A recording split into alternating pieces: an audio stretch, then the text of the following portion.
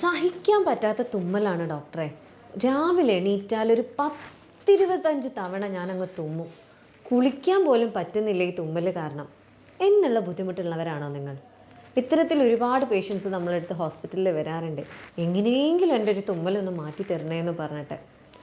ഒരു വഴിക്ക് ഇറങ്ങാൻ പറ്റുന്നില്ല. ഒരു സദസ്സിൽ ഇരുന്ന് കഴിഞ്ഞാൽ മൂക്ക് ചൊറിച്ചിൽ, കണ്ണ് ചൊറിച്ചിൽ കാരണം എനിക്ക് അവിടെ നിന്ന് എണീറ്റ് പോകേണ്ട സാഹചര്യം വരിക. എപ്പോഴും ഒരു ഹാൻഡ് കർച്ചീഫ് കൊണ്ട് നടക്കേണ്ടി വരുന്ന ഒരവസ്ഥ. ആളുകളുടെ മുന്നിൽ ഒരു കോൺഫിഡൻസ് ഇല്ലായ്മ വരികയാണ്. എപ്പോഴും ഈ ഇങ്ങനെ മൂക്ക് ചൊറിയാണ്, മൂക്കിൽ നിന്ന് ഓരോ ലിക്വിഡ് വരികയാണ്, അതേപോലെ തുമ്മിയിരിക്കുകയാണ്. ഞാൻ ഒരു പ്രസൻറ്റേഷൻ ചെയ്യണം എന്ന് ആഗ്രഹിച്ചാൽ പോലും അത് കംപ്ലീറ്റ് ചെയ്യാൻ പറ്റുന്നില്ല. കാരണം ഒരു AC റൂമിൽ എനിക്ക് ഇരിക്കാൻ പറ്റാത്ത സാഹചര്യമാണ് എന്നൊക്കെ ബുദ്ധിമുട്ട് പറയാറുണ്ട്. ഇത്തരത്തിലുള്ള ബുദ്ധിമുട്ടിന്, ഇങ്ങനെയുള്ള ഒരു അലർജീനെ എങ്ങനെ നമുക്ക് പിടിച്ചു കെട്ടാം, അല്ലെങ്കിൽ എന്തൊക്കെ ചെയ്തു കഴിഞ്ഞാൽ നമുക്ക് ഇതിനെ നമ്മളുടെ വരുതിയിൽ വരുത്താൻ കഴിയും എന്നുള്ളതാണ് ഈ വീഡിയോയിൽ ഇന്ന് നമ്മൾ ഡിസ്കസ് ചെയ്യുന്നത്. അതേപോലെ ഈ വീഡിയോയിൽ നമ്മൾ ഇനി പറയാൻ പോകുന്നത് ഇതിനെ ഭയങ്കരമായിട്ട് വരുന്ന തുമ്മലിനെ എങ്ങനെ കൺട്രോൾ ചെയ്യാൻ പറ്റും, ഇതിന് പറ്റുന്ന ഏറ്റവും ബെസ്റ്റ് ആയിട്ടുള്ള ഒറ്റമൂലി എന്താണ്, നിർത്താതെ ചുമ വരികയാണ്, ഇതിനെങ്ങനെ നമുക്ക് പെട്ടെന്ന് സ്റ്റോപ്പ് ചെയ്യാൻ പറ്റും എന്നുള്ളതൊക്കെയാണ്. ഞാൻ doctor Hiba Abdul Majeed, doctor Basil's homeo hospital, Pandikkad, Malappuram ജില്ല.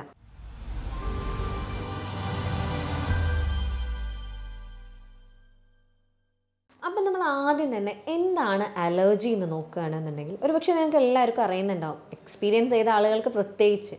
നമ്മളുടെ ശരീരം മറ്റൊരാൾക്ക് നോർമലായിട്ട് തോന്നുന്ന കാര്യങ്ങൾ നമ്മളുടെ ശരീരത്തിലേക്ക് കിടക്കുമ്പോൾ, വേണമെങ്കിൽ അതൊരു ഭക്ഷണമാവാം, അല്ലെങ്കിൽ എന്തെങ്കിലും ഒരു പൊടിയാവാം, അല്ലെങ്കിൽ പുകയാവാം, ഓവറായിട്ട് റിയാക്ട് ചെയ്യുന്നതിനാണ് നമ്മൾ അലർജി എന്ന് പറയുന്നത്. ഇപ്പോൾ ചില ആളുകളുടെ കേസിൽ എടുക്കുകയാണെന്നുണ്ടെങ്കിൽ ഒരു റൂമിൽ കയറി കഴിഞ്ഞാൽ, അല്ലെങ്കിൽ ഒരു പൂ മണത്ത് കഴിഞ്ഞാൽ, അല്ലെങ്കിൽ ഒരു പുകയുള്ള സ്ഥലത്ത് കയറി കഴിഞ്ഞാൽ, അല്ലെങ്കിൽ ഭയങ്കരമായിട്ട് അടച്ചു പൂട്ടിയിട്ടൊരു വീട്ടിലേക്ക് ഡോറ് തുറന്ന് കാല് കുത്തുന്ന നിമിഷം അവർക്ക് ഭയങ്കര തുമ്മലുണ്ടാവും. ഒരു പക്ഷേ അവിടെ പൂപ്പലുള്ളതും ഉണ്ടാവും. അപ്പം സാധാരണഗതിയിൽ അത്തരം ചെറിയൊരു റിയാക്ഷൻ ഉണ്ടാവും. ചിലപ്പോൾ ഒരു 1-2 തവണ തുമ്മി എന്ന് വരാം. പക്ഷെ ചില ആളുകൾക്ക് അതൊരു 10-20 തവണ നിർത്താണ്ട് ഒറ്റ സ്ട്രെച്ചിൽ തുമ്മുന്നൊരവസ്ഥയാണ്. അപ്പോൾ ഇവിടെ എന്താ സംഭവിക്കുന്നതെന്ന് വെച്ചാൽ, ഇത്തരത്തിലുള്ള ഈ ഒരു പദാർത്ഥം നമ്മുടെ ശരീരത്തിലേക്ക് കയറുമ്പം ഇത് നമ്മുടെ ശരീരത്തിൽ പല രീതിയിലുള്ള കെമിക്കൽ റിയാക്ഷൻസ് ഉണ്ടാക്കുന്നുണ്ട്. അപ്പോൾ സ്വാഭാവികമായിട്ടും ഈ ഒരു റിയാക്ഷൻ്റെ പിന്നോടിയായിട്ടാണ്, അല്ലെങ്കിൽ ഈ ഒരു റിയാക്ഷൻ കാരണമാണ് നമ്മൾക്ക് ഈ തരത്തിലുള്ള അലർജിക് സിംറ്റംസ് വരുന്നത്. അത് പലർക്കും പല രീതിയിലാണ്. ഇപ്പം ചില ആളുകൾക്ക് ഭക്ഷണം കഴിച്ചു കഴിഞ്ഞാൽ, ഭക്ഷണം എന്ന് പറയുന്നത് മീൻ, കടല, ചെമ്മീൻ, പ്രത്യേകിച്ച് ചെമ്മീൻ, അതേപോലെ ഷെൽ ഫിഷസ് എന്ന് പറയും, നമ്മുടെ കടുക്കൊക്കെ പറയുന്ന, കടൽ കക്ക ഒക്കെ പറയുന്ന, അതൊന്നും പറ്റാത്ത ആളുകളുണ്ട്. അത് കഴിച്ചു കഴിഞ്ഞാൽ തന്നെ ചിലർക്കത് ഭയങ്കരമായിട്ട് തല കറങ്ങുക, ശ്വാസം കിട്ടാതെ ആവുക, അല്ലെങ്കിൽ ഫുള്ള് വായ മൊത്തം തൊലി പോയിട്ട് കിടക്കുക, അല്ലെങ്കിൽ വായയിലെല്ലാം തൊട്ട് കഴിഞ്ഞാൽ മുറിവുള്ളത് പോലെ തോന്നുക, ഫുള്ള് ഇവിടെ ഈ ഒരു ഭാഗം മൊത്തം എന്തോ പഞ്ഞിയിട്ട് മൂടിയ പോലെ തോന്നുക, ശ്വാസം കിട്ടാത്തൊരവസ്ഥ വരിക. ചില ആളുകൾക്ക് മരണം വരെ സംഭവിക്കാറുണ്ട്. അതേപോലെ മറ്റൊരു കേസ് എന്ന് പറയുകയാണെന്നുണ്ടെങ്കിൽ മരുന്നാണ്. നിങ്ങൾ ശ്രദ്ധിച്ചിട്ടുണ്ടാവും, ആൻറ്റിബയോട്ടിക്സ് എടുക്കുന്നതിന് മുന്നേ നഴ്സുമാർ നിങ്ങളുടെ കയ്യിൽ മാർക്ക് ചെയ്തിട്ട് ഒരു ചെറിയ ഡോസ് മാത്രം അവിടെ ആദ്യം തരും. അതൊരു മണിക്കൂർ കഴിഞ്ഞ്, അല്ലെങ്കിൽ ഇത്ര ടൈം കഴിഞ്ഞ് അതിലെന്തെങ്കിലും റിയാക്ഷൻ ഉണ്ടോ ഇല്ലയോ എന്ന് ഉറപ്പ് വരുത്തിയിട്ട് മാത്രമാണ് പലപ്പോഴും പല മരുന്നുകളും നിങ്ങൾക്ക് അവർ കുത്തിവെച്ച് തരാറുള്ളത്. ഈ അടുത്തൊരു കേസ് ഉണ്ടായിരുന്നു. ഞാൻ കോളേജിൽ പഠിക്കുന്ന ടൈമിൽ അവിടെയുള്ളൊരു കുട്ടി പാരസെറ്റമോളിലാണ് എന്നാണ് എൻ്റെ ഒരു വിശ്വാസം. പാരസെറ്റമോളായിരുന്നു അന്ന്. ആ കുട്ടിക്ക് ഭയങ്കര അസഹനീയമായ തലവേദനയായിരുന്നു. കുട്ടി പാരസെറ്റമോൾ എടുത്ത് കഴിച്ചു. അതുവരെ കഴിച്ചിട്ടുണ്ടായിരുന്നില്ല, അന്ന് അത് സഹിക്കാൻ പറ്റാത്തതുകൊണ്ട് കഴിച്ചതായിരുന്നു. ആ കുട്ടി ഹോസ്റ്റലിലേക്ക് നടന്നത്, ആ റൂം വിട്ട് ഹോസ്റ്റലിലേക്ക് എത്തിയിട്ടില്ല, അതിന് മുന്നേ ആ കുട്ടി കുഴഞ്ഞു വീണ് മരിച്ചു എന്നുള്ളതാണ്. കാരണം ആ കുട്ടിക്ക് ഭയങ്കരമായിട്ടുള്ള ശ്വാസം കിട്ടാത്ത പോലെയുള്ള റിയാക്ഷൻസ് വന്ന് അതായത് ഈ ഒരു ഭാഗം, ഈ ഒരു മൂക്കിൻ്റെ താഴെയുള്ള തൊണ്ടയുടെ ഭാഗത്തു നിന്ന് ഇവിടെ ഒരു ഭാഗത്താണ് ആക്ച്വലി നമ്മൾ ശ്വാസകോശത്തിൻ്റെ ആ ഒരു ഫസ്റ്റ് പൈപ്പ് കിടക്കുന്നത്. ആ ഒരു ഭാഗത്തിൻ്റെ അവിടെ ഫുള്ളായിട്ട് ആൾക്ക് അലർജിക് റിയാക്ഷൻസ് വന്ന് ആൾക്ക് ശ്വാസം കിട്ടാതെ ആൾ മരിക്കുകയാണ് ചെയ്തത്. അപ്പോൾ ഇത്തരത്തിലുള്ള ഒരുപാട് റിയാക്ഷൻസ് നമ്മുടെ ശരീരത്തിൽ സംഭവിക്കുന്നുണ്ട്. അപ്പോൾ അതിൽ മെയിനായിട്ട് അലർജൻസ് എന്ന് പറയണം, അല്ലെങ്കിൽ നമ്മൾക്കൊരു അലർജിക് റിയാക്ഷൻ തരാൻ പറ്റുന്ന സാധനങ്ങളാണ് നേരത്തെ ഞാൻ പറഞ്ഞിട്ടുണ്ടായിരുന്നത്. അപ്പം പൊതുവെ നമ്മളൊരു ഫസ്റ്റ് റിയാക്ഷൻ എന്ന് പറയുന്നത് തുമ്മലാണ്.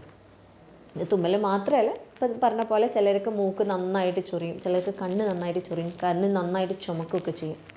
അപ്പോൾ ഇതിനെങ്ങനെയാണ് നമുക്ക് കൺട്രോൾ ചെയ്യാൻ പറ്റുക എന്ന് നോക്കുകയാണെന്നുണ്ടെങ്കിൽ ആദ്യം പറയാനുള്ളത്, ആദ്യം നമ്മൾ നമ്മളുടെ തുമ്മലിന് കാരണമായിട്ടുള്ള കാരണങ്ങൾ എന്താണെന്ന് കണ്ടെത്തുക എന്നുള്ളതാണ്.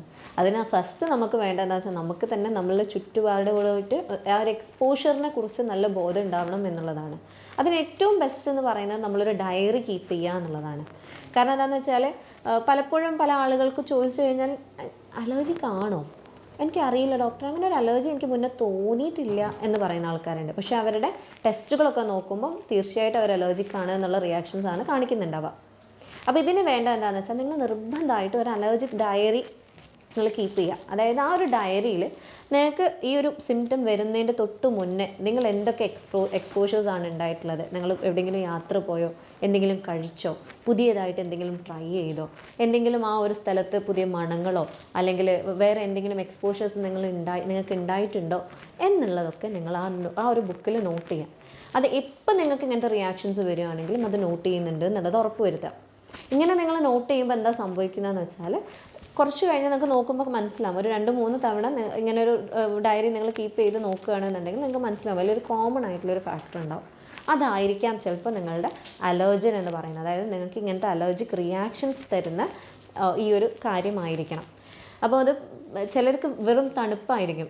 ചില ആളുകൾക്ക് രാവിലെ എണീറ്റ ഉടനെ ഉണ്ടാകുന്ന ആ ഒരു എക്സ്പോഷർ കാരണം ഉണ്ടാവാറുണ്ട്. ചില ആൾക്കാർക്ക് ചൂടുന്ന്, എൻ്റെ അനിയനുണ്ട്, ചെറിയ കുട്ടിയാവുന്ന സമയത്ത് അവനെ ഒരു സ്കൂളിൽ വിടുന്ന ആ സമയത്ത് വണ്ടിയിൽ നിന്ന്, അതായത് വീട്ടിൽ നിന്ന് വണ്ടിയിലേക്ക് കയറുന്ന സമയം അല്ലെങ്കിൽ വണ്ടിയിൽ നിന്ന് വീട്ടിലേക്ക് കയറുന്ന ടൈം, ആ ഒരു ടൈമിൽ ഒരു 4-5 തവണ അതിന് നിർബന്ധമാണ് അത് ഇറങ്ങുമ്പോൾ ഞങ്ങൾ ഇരുന്ന് എണ്ണ ചെയ്യുക. കാരണം അത് അത്രയും എവിഡൻ്റ് ആണ്. അവൻ ആ ഒരു ടെമ്പറേച്ചർ വേരിയേഷൻ ആയിരുന്നു അവനക്ക് ആ ഒരു അലർജിക് റിയാക്ഷനായിട്ട് കൊണ്ടുവന്നിരുന്നത്. അതായത് ആ ഒരു തണുപ്പിന്ന് ചൂടിലേക്ക് അല്ലെങ്കിൽ ചൂടിന്ന് തണുപ്പിലേക്കുള്ള ആ പെട്ടെന്ന് ഉണ്ടാകുന്ന ആ ചേഞ്ച് ആയിരുന്നു അവനൊരു തുമ്മൽ ഉണ്ടാകാനുള്ള കാരണം ഉണ്ടായിരുന്നു. അപ്പോൾ അതേപോലെ നമ്മൾ നോട്ടീസ് ചെയ്യുകയാണെന്നുണ്ടെങ്കിൽ നമുക്ക് തന്നെ മനസ്സിലാവും, ഓക്കെ ഇങ്ങനെ ഒരു കാരണം എനിക്ക് ഉണ്ട്, ഇതായിരിക്കാം എൻ്റെ അലർജൻ. അങ്ങനെയാണെന്നുണ്ടെങ്കിൽ ഈ അലർജനിൽ നിന്ന് ഞാൻ എക്സ്പോഷർ അവോയ്ഡ് ചെയ്യുക എന്നുള്ളതാണ് ഫസ്റ്റ് നമ്മൾ ചെയ്യേണ്ടത്. ഓക്കെ, അതേപോലെ ഇത് തുമ്മലെന്ന് പറയുന്നത് പല കാരണങ്ങളാൽ ഉണ്ടാവാറുണ്ട്. അപ്പോൾ നമ്മൾ ഫസ്റ്റ് അറിയേണ്ടത് ഇത് അലർജിക് ആണോ, അത് അലർജിക് റിയാക്ഷൻ്റെ ഭാഗമായിട്ടാണോ തുമ്മൽ ഉണ്ടാവുന്നത് എന്നുള്ളതാണ്. അപ്പോൾ അതിങ്ങനെ ഒരു ഡയറി കീപ്പ് ചെയ്യുകയാണെന്നുണ്ടെങ്കിൽ മനസ്സിലാവും. രണ്ടാമതായിട്ട് ചെയ്യേണ്ടത് എന്താണെന്ന് വെച്ചാൽ നിങ്ങൾ ബ്ലഡ് ടെസ്റ്റ് ചെയ്യുക. പ്രത്യേകമായിട്ട് IgE സീറം IgE ബ്ലഡ് ടെസ്റ്റും അതേപോലെ ACE എന്ന് പറയുന്ന ബ്ലഡ് ടെസ്റ്റും, അതായത് അബ്സല്യൂട്ട് എസിനോഫിൽ കൗണ്ട് നോക്കുകയാണെന്നുണ്ടെങ്കിൽ നിങ്ങൾക്ക് ഏകദേശം നിങ്ങൾക്ക് എത്രത്തോളം അലർജി ഉണ്ടോ, അലർജി എത്രത്തോളം ഉണ്ട്, എത്രത്തോളം നമ്മൾ അതിനെ ഗൗനിക്കണം എന്നുള്ള കാര്യങ്ങളൊക്കെ അതിൽ മനസ്സിലാവും. അപ്പോൾ രണ്ടാമതായിട്ട് ചെയ്യേണ്ടത്, നിങ്ങൾക്ക് നിർത്താതെ തുമ്മൽ വരികയാണ്, പ്രത്യേകിച്ച് രാവിലെകളിൽ തുമ്മൽ വരികയാണ്, അല്ലെങ്കിൽ ആ ഒരു ടെമ്പറേച്ചർ ചേഞ്ചിൽ തുമ്മൽ വരികയാണ്, കുളിക്കുന്ന ടൈമിൽ കുളിച്ച് കഴിഞ്ഞ് കഴിഞ്ഞാൽ ഭയങ്കര തുമ്മൽ വരികയാണെന്നുണ്ടെങ്കിൽ നിങ്ങൾ ആദ്യം ചെയ്യേണ്ടത് എന്താണെന്ന് വെച്ചാൽ, നിങ്ങളിപ്പോൾ രാവിലെ എണീറ്റ് മുഖം കഴുകാൻ പോവുകയാണെന്നുണ്ടെങ്കിൽ ആദ്യം വായിൽ ഒരു കവിൾ വെള്ളം വെക്കുക. അത് ഇറക്കുക എന്നുള്ളതല്ല, അത് വെറുതെ വെക്കുക.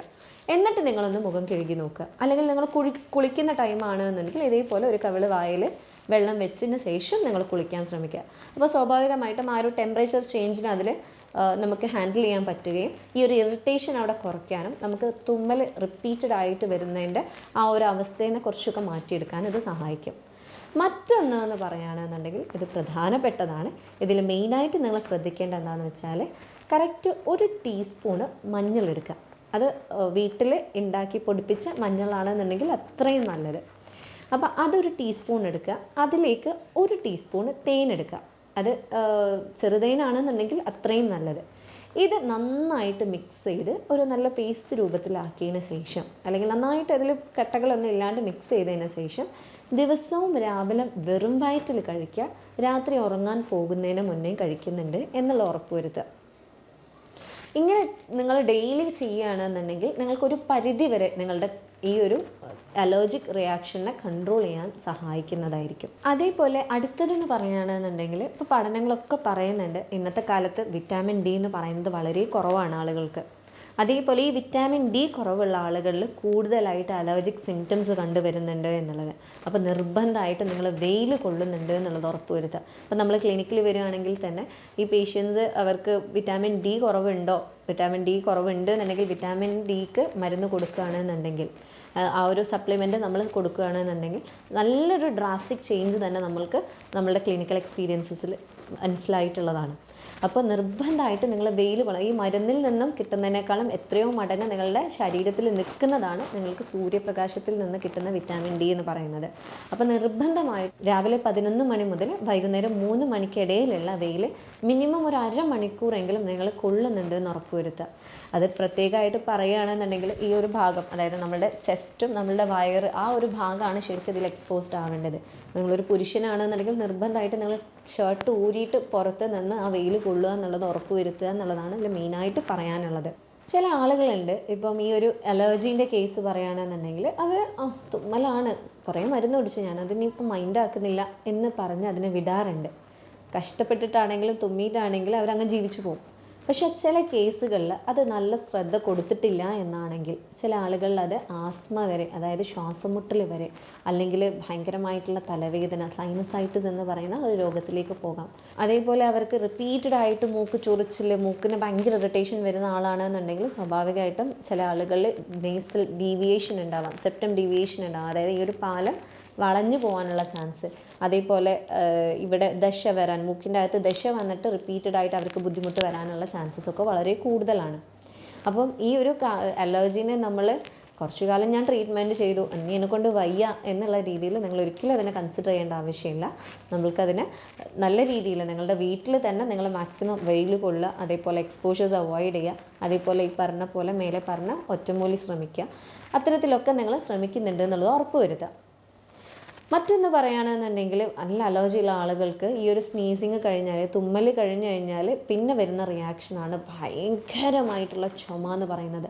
അസഹനീയമാണ് ഡോക്ടറെ, എനിക്കങ്ങോട്ട് പിടുത്തം കിട്ടില്ല, എനിക്ക് മൂത്രം പോവാണോ, എനിക്ക് വയറ് വേദനയാവാണോ, എന്തൊക്കെയാണ് അപ്പോൾ സംഭവിക്കുന്നതെന്ന് പറയാൻ പറ്റാത്തൊരു സാഹചര്യത്തിലുള്ള ചുമയാണ് ഉണ്ടാവാറുള്ളത് എന്നുള്ളത് രോഗികൾ പറയാറുണ്ട്.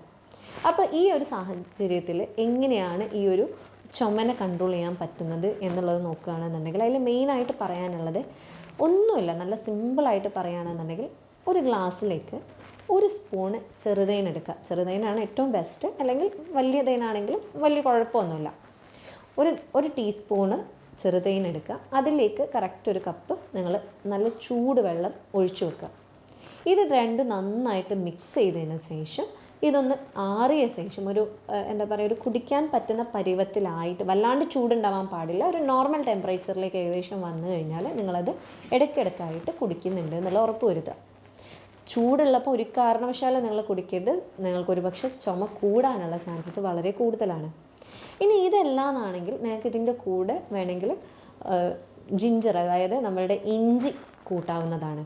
എന്തെങ്കിലും ഇഞ്ചി ചതച്ചിട്ട്, അതായത് 1 ഇഞ്ച് ഇഞ്ചി എടുക്കുകയാണെങ്കിൽ അതിനെ നന്നായിട്ട് ചെറിയ കഷ്ണമാക്കിയിട്ട് നുറുക്കിയിട്ട്, അല്ലെങ്കിൽ അതിനെ നന്നായിട്ട് ചതച്ചതിന് ശേഷം ഈ ഒരു വെള്ളത്തിൽ ഇട്ട് വെക്കുക. അപ്പോൾ നമ്മൾ നേരത്തെ തേനിട്ട് വെച്ചതുപോലെ തന്നെ ആ തേനിൻ്റെ കൂടെ ഈ ഒരു ഇഞ്ചീനെയും കൂടെ അതിൽ ഇൻക്ലൂഡ് ചെയ്യുക.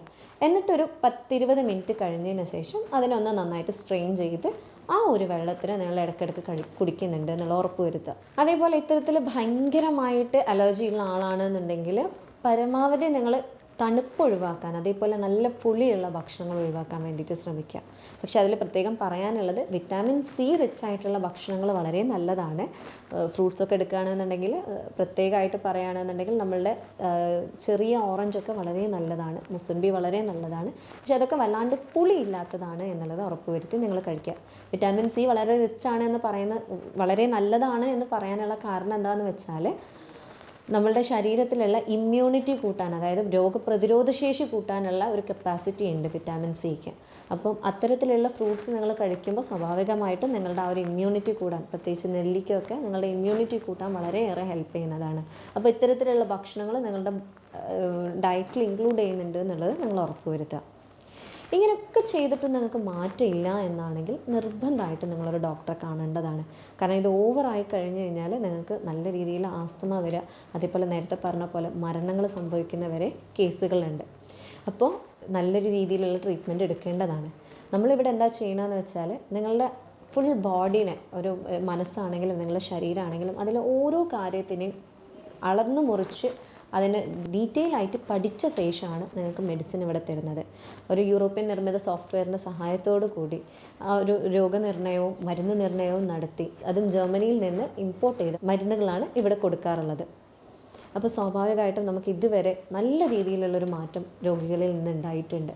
അവർക്ക് തന്നെ ഒരുപാട് കാലമായിട്ട് ഞങ്ങൾ ബുദ്ധിമുട്ടുന്ന ഒരു അവസ്ഥയായിരുന്നു ഡോക്ടറെ, ഇനി മടുത്ത് എന്ന് പറഞ്ഞ ആളുകൾ വരെ അവർക്ക് മാറ്റി കൊടുക്കാനുള്ളൊരു സാഹചര്യം നമുക്കുണ്ടായിട്ടുണ്ട്. സോ കൂടുതൽ ഡീറ്റെയിൽസ് അറിയണം എന്ന ആഗ്രഹമുള്ളവർക്ക് എന്നെ കോൺടാക്റ്റ് ചെയ്യാവുന്നതാണ്. ഞാൻ doctor Hiba Abdul Majeed, doctor Basil's homeo hospital, Pandikkad, Malappuram ജില്ല.